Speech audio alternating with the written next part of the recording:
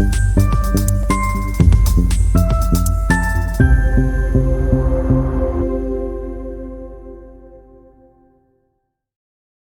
दोस्तों, मैं हूं डॉक्टर विवेक चोपड़ा और आज मैं आपको बताने जा रहा हूं कि अगस्त 2025 आपके लगन के लिए कैसा रहेगा।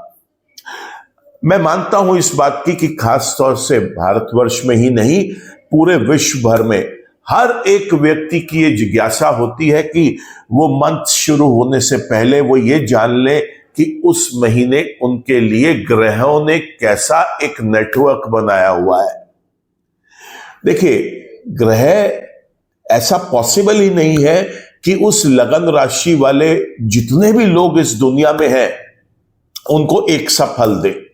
ये आप जितनी जल्दी समझ लेंगे उतना अच्छा है आपके लिए, क्योंकि जितने एकाग्र होके आप लोग किसी भी चैनल को, किसी भी वक्ता को सुनते हैं और महीने के बाद आप ये एनालाइज करते हैं कि इसमें से तो मेरे साथ कुछ भी नहीं घटा या मात्र 2% 4% ही घटा। इसलिए आपने देखा होगा मेरी पूरी की पूरी सीरीज में कभी भी हम प्रिडिक्शन नाम की कोई चीज नहीं देते, क्योंकि वो पॉसिबल ही नहीं है। क्यों पॉसिबल नहीं है ये भी आप समझ लें। 840 करोड़ लोग लगभग इस पूरे के पूरे विश्व में है, जिसमें से अगर हम 12 राशियों में उनको डिवाइड करें तो लगभग 70 करोड़ लोग एक स्पेसिफिक राशि के अंदर आएंगे। लगभग औसतन अगर हम बात करें, कैसे संभव है कि 70 करोड़ लोगों का भविष्य उस पूरे के पूरे महीने में एक सा हो। अच्छा हो रहा है तो 70 करोड़ के साथ हो रहा है, बुरा हो रहा है तो 70 करोड़ के साथ हो रहा है, दुर्घटनाएं हो रही हैं तो 70 करोड़ के साथ हो रही है। संभव ही नहीं है। क्यों संभव नहीं है ये समझ लें। क्योंकि जीवन में किसी भी व्यक्ति के तो वो होगा जो उसकी अपनी महादशा, अंतरदशा, प्रत्यंतर दशा और सूक्ष्म दशाएं उससे कराएंगी, और ये कॉम्बिनेशन सभी के ही डिफरेंट होते हैं। दूसरा प्रॉब्लम समझिए कहां पर आती है, वो ये कि ग्रह तो दो तरीके से काम करते हैं। एक वो जो मेरे जन्म के ग्रह हैं, दूसरा वो जो मेरे गोचर के ग्रह हैं, जिनके अनुसार ये प्रोग्राम्स बनते हैं जो आज आप देख रहे हैं। ये गोचर के ग्रहों पे आधारित होते हैं। अब कोई ग्रह जन्म का तो शुभ है, गोचर में भी शुभ हो गया, बड़ी अच्छी बात है, वो बहुत अच्छे रिजल्ट्स देगा। लेकिन अगर उस ग्रह की महादशा, अंतरदशा, प्रत्यंतर दशा या सूक्ष्म दशा नहीं है तो भी कोई फायदा नहीं, क्योंकि वो उसका तो आप फल ही भोग नहीं पाओगे, क्योंकि वो दशाएं तो आपके जीवन में चल नहीं रही।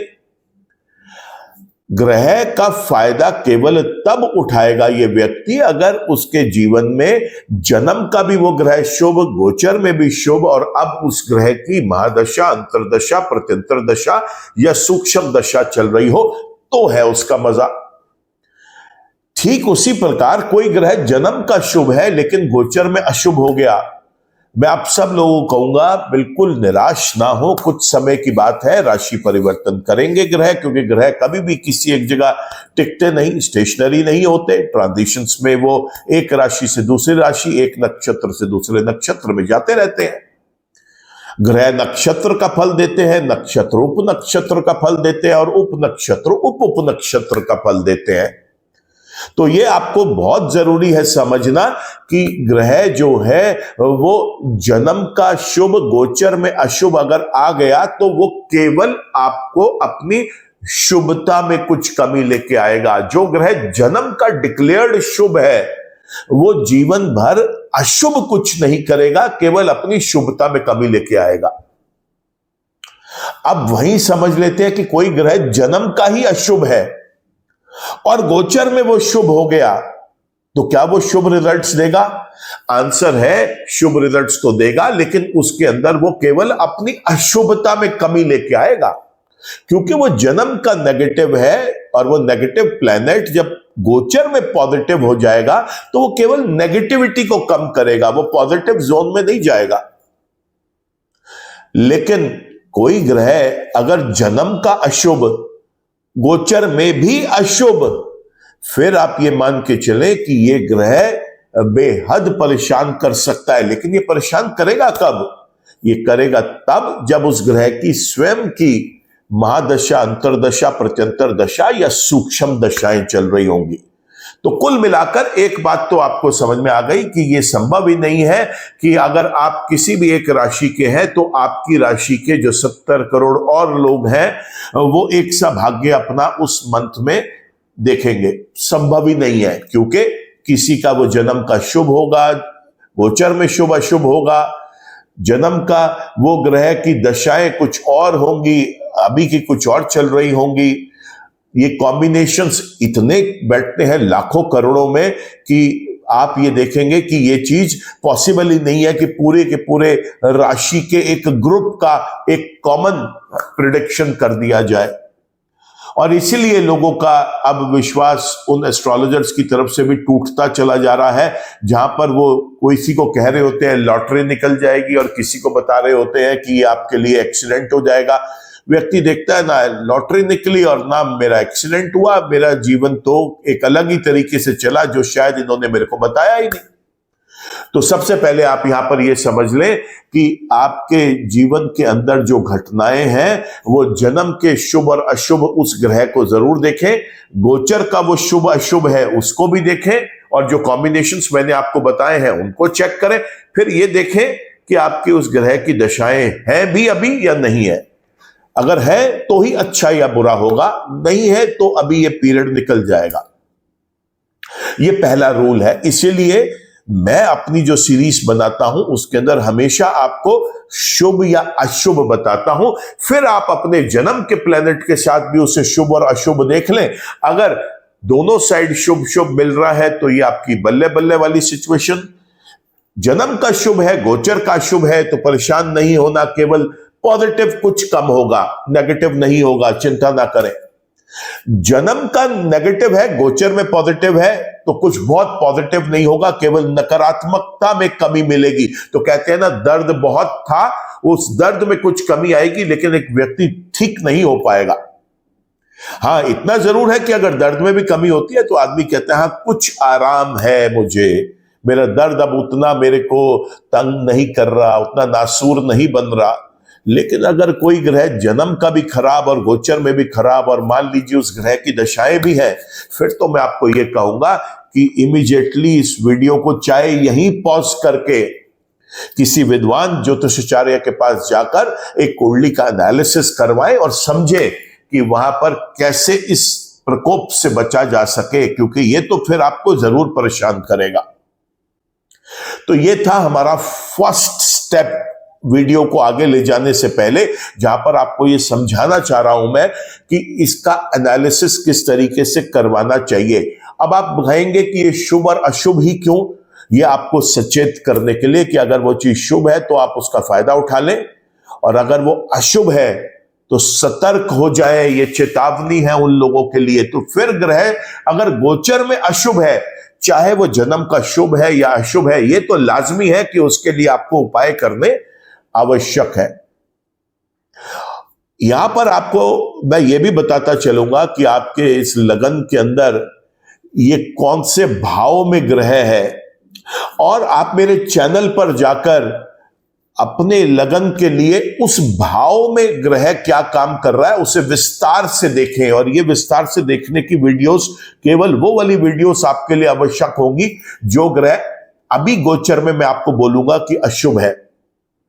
वीडियो को लंबा नहीं करूंगा क्योंकि एक चीज बार बार रिपीट करने का फायदा नहीं है। आप उसको मेरे चैनल में ज्योतिष सीखो की एक सीरीज है जिसमें सूर्य 12 भाव में कैसे फल देंगे हर लगन वाले व्यक्ति के लिए, उसके बारे में बताया गया है। ऐसे ही चंद्रमा, मंगल, बुध, बृहस्पति, शुक्र, शनि, राहु और केतु सभी की वीडियोस अवेलेबल है।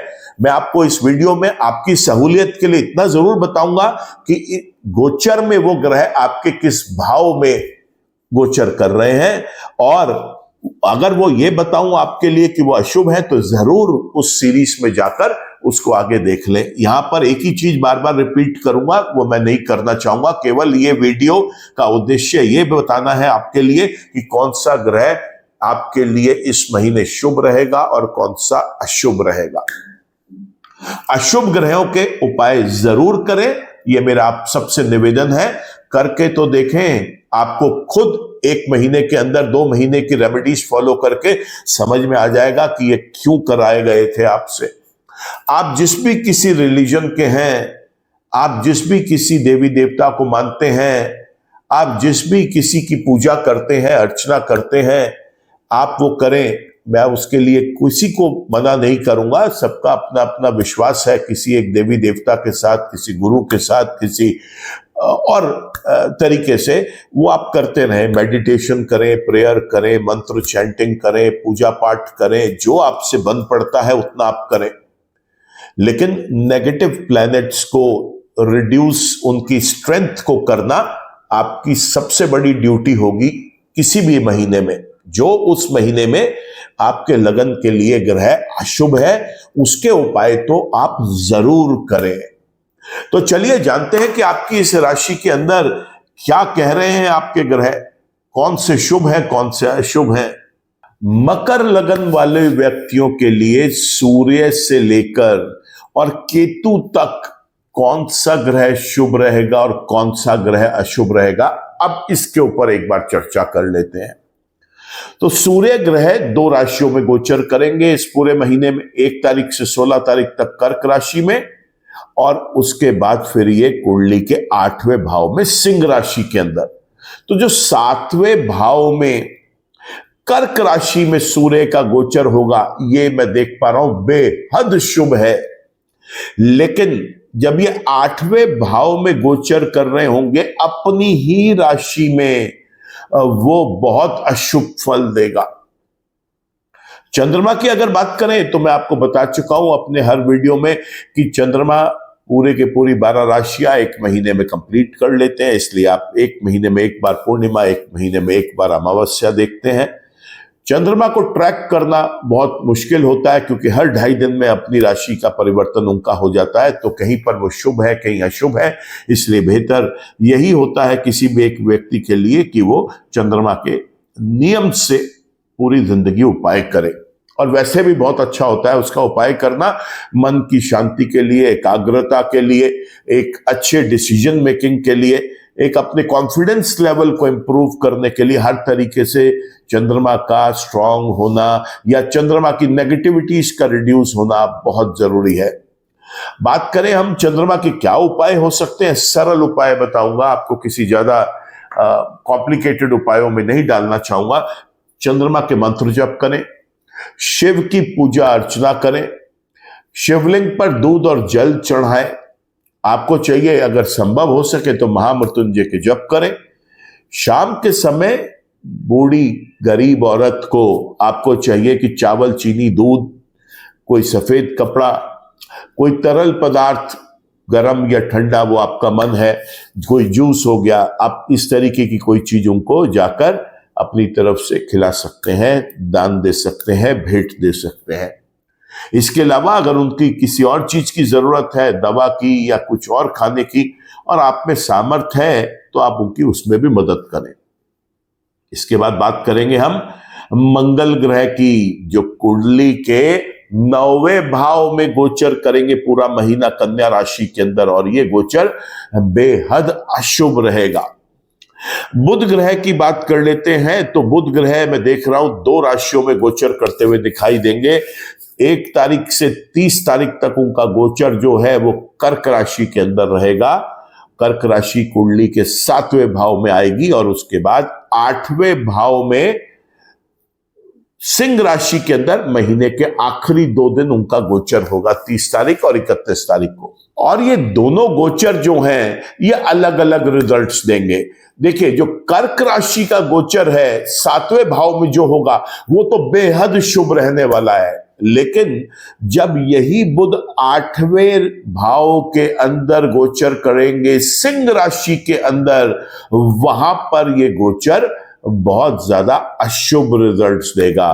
तो जो मुख्य समय है जो हमें देख पा रहा हूं, 1 तारीख से 30 तारीख तक का कर्क राशि में लंबा समय रहेगा, वो तो शुभ है। लेकिन महीने के जो आखिरी 2 दिन है, 30 तारीख और 31 तारीख, जब ये 8वें भाव में गोचर करेंगे, वो अशुभ रहेगा। बृहस्पति ग्रह की अगर बात करें तो बृहस्पति कुंडली के 6ठे भाव में गोचर कर रहे हैं काफी समय से, और बृहस्पति भी इस समय मिथुन राशि के अंदर अशुभ फल दे रहे हैं।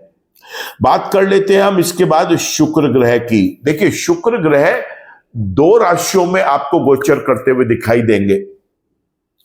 1 तारीख से 20 तारीख तक उनका गोचर मिथुन राशि में है, और 20 तारीख से 31 तारीख तक का उनका जो गोचर है, ये कैंसर यानी कर्क राशि के अंदर है।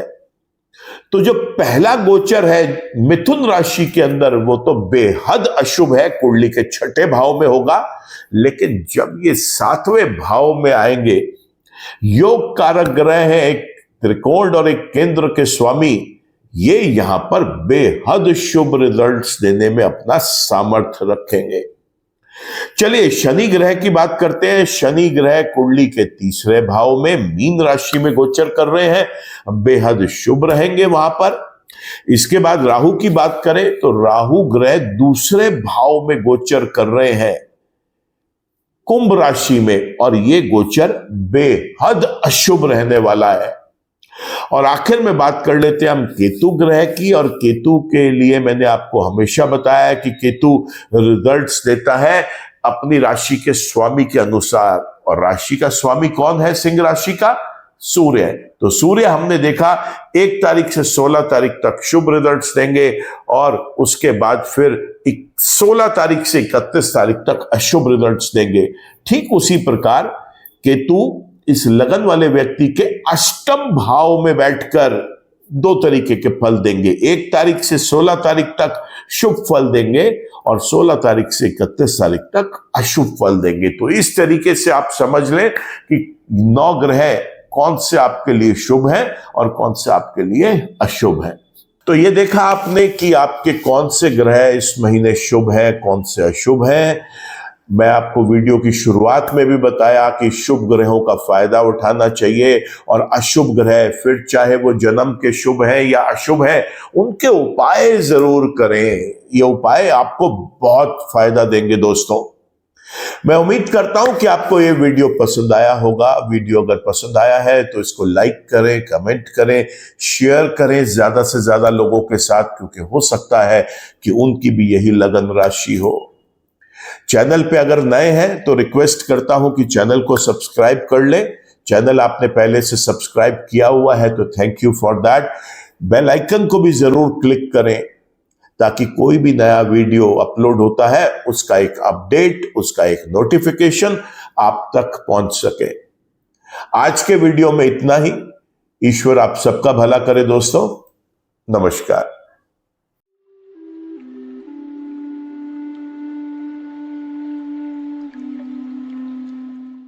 जीवन की सभी प्रकार की व्यक्तिगत, पारिवारिक और व्यावसायिक समस्याओं के समाधान के लिए तुरंत संपर्क करें। डॉक्टर विवेक चोपड़ा, पीएचडी, गोल्ड मेडलिस्ट, विश्व विख्यात ज्योतिषाचार्य एवं वास्तु एक्सपर्ट। कॉल अथवा व्हाट्सएप करें 9311131069 9212243169।